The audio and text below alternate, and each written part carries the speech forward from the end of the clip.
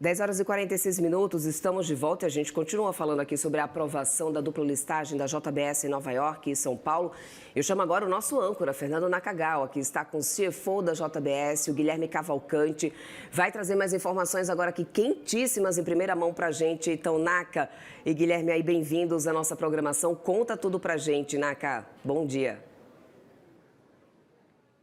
Bom dia, Débora. Bom dia a todos que nos acompanham no CNN Money. Foi aprovada. O processo foi concluído. A assembleia que aconteceu aqui na sede da JBS, na Zona Oeste de São Paulo, aprovou e a gente está aqui com o homem que liderou este processo, o CFO da JBS, que vai contar um pouco para a gente como foi tudo isso. Guilherme Cavalcante, obrigado por estar aqui com a gente na CNN. Me conta, lá dentro, na assembleia, como foi o processo hoje, já que ontem o placar ali estava meio apertado. Hoje foi mais tranquilo? Obrigado, Naka. A gente já sabia, né, que muitos votos eles vêm à distância, mas muita gente também deixa para vir, né, mandar as procurações e vir pessoalmente na Assembleia. Aí que foi o que aconteceu. Então vieram, não foi uma Assembleia muito cheia, pouca gente, maioria procuração, né, de advogados com os votos a favor, que fez virar o placar.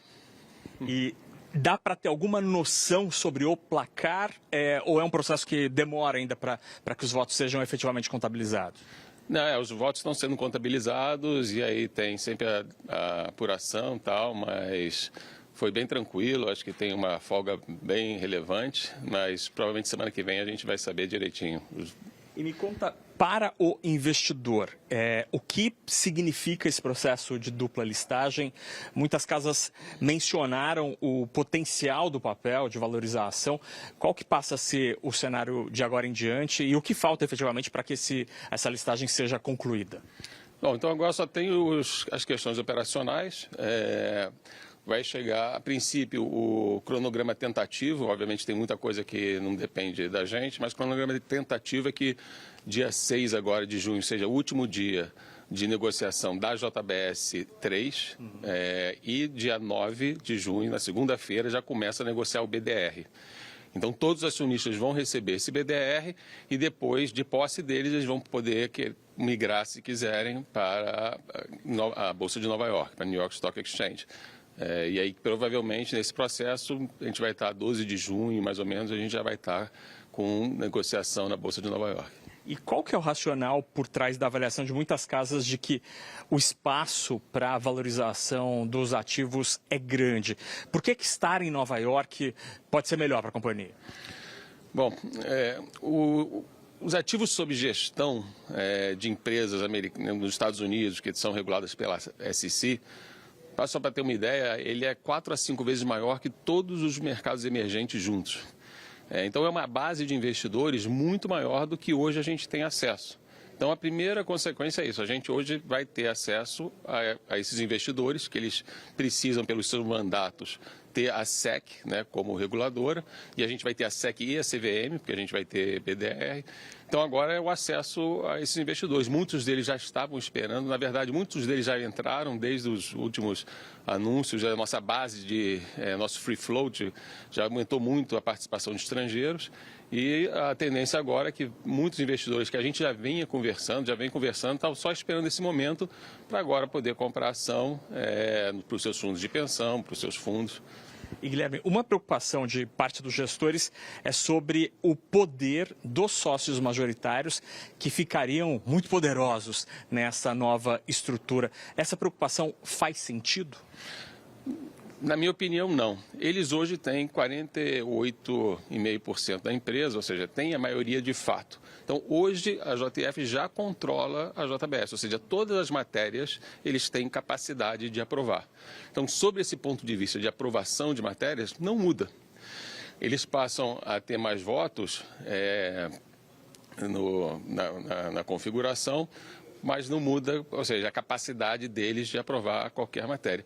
O que muda é que a gente passa a ter uma flexibilidade maior de fazer emissões de ações, se for o caso, se um dia aparecer algum ativo muito interessante que a gente não queira pesar tanto o balanço com dívida, você tem uma flexibilidade maior. Isso é uma estrutura muito comum nos Estados Unidos. Tá? 20% das empresas do S&P tem 2 classes de ações, exatamente para ter essa flexibilidade. Para uma empresa que quer crescer como a gente, né, ficar cada vez mais relevante, integrar nossas produções cada vez mais em alimentos preparados, próximo ao consumidor, você ter essa flexibilidade pode ser uma coisa interessante. A gente não está prevendo nada no momento, olhando, mas ter essa flexibilidade é interessante. E deixa de criar um conflito, que quando o controlador chega num determinado percentual, as decisões passam a ser um pouco balanceadas entre a estratégia e o controle. Você tira esse conflito, entendeu? Você passa a poder ter decisões simplesmente pensando na agregação de valor para a companhia e para o crescimento da companhia. Então, acho que isso é um ponto positivo, porque no nosso setor, como eu mandei comentando, é um setor muito difícil. A gente tem uma cadeia longa e margem apertada. A gente não tem muita margem para erro. Então, você ter acionistas, controladores que entendem profundamente do negócio, no nosso setor isso é muito importante.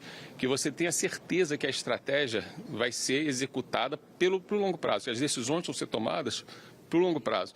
Eu gosto de falar que, se eu pego a apresentação do IPO da JBS em 2007, é a mesma estratégia que a gente tem hoje, que vem sendo executada exatamente por ter um controle definido que toma as decisões pensando no longo prazo. E Guilherme, só para a gente terminar, essa ida para Nova York significa um pé menor, menos firme no Brasil? Como é essa dualidade geográfica? Isso significa alguma coisa para os negócios e para a atenção do grupo com o Brasil? Não, na verdade, essa listagem, a gente vai ter um veículo na Holanda que vai ser listado, que vai ficar em cima da operação brasileira, mas todos os ativos, todo o resto continua embaixo do Brasil. Então não muda, o Brasil continua sendo um dos nossos principais focos de investimento. A gente, se olhar a nossa divisão de investimento, o Brasil é bastante relevante.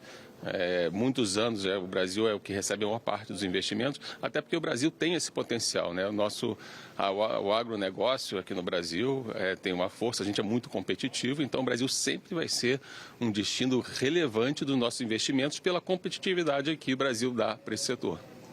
Teve comemoração lá na Assembleia? Teve, óbvio, uma salva de palmas.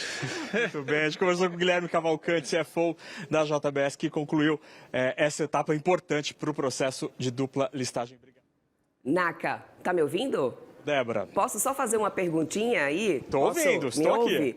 Eu queria que ele pudesse falar, claro, já que a gente está com o CFO da companhia. O Guilherme não te ouve. Você repassa a minha pergunta aí para ele, sim, então, para além das comemorações. Eu repasso a pergunta. Maravilha. Seguinte, eu queria saber em relação ao valuation da companhia, o que isso representa nesse momento em relação à movimentação no médio prazo do valuation da empresa e, claro, também no que isso sinaliza em termos de governança, Naka, porque uma listagem lá fora, a gente sabe que requer níveis altíssimos de governança. Começando pela governança, agora a gente passa a ser, como eu falei, né, o nosso obrigações regulatórias, tanto com a SEC quanto a CVM.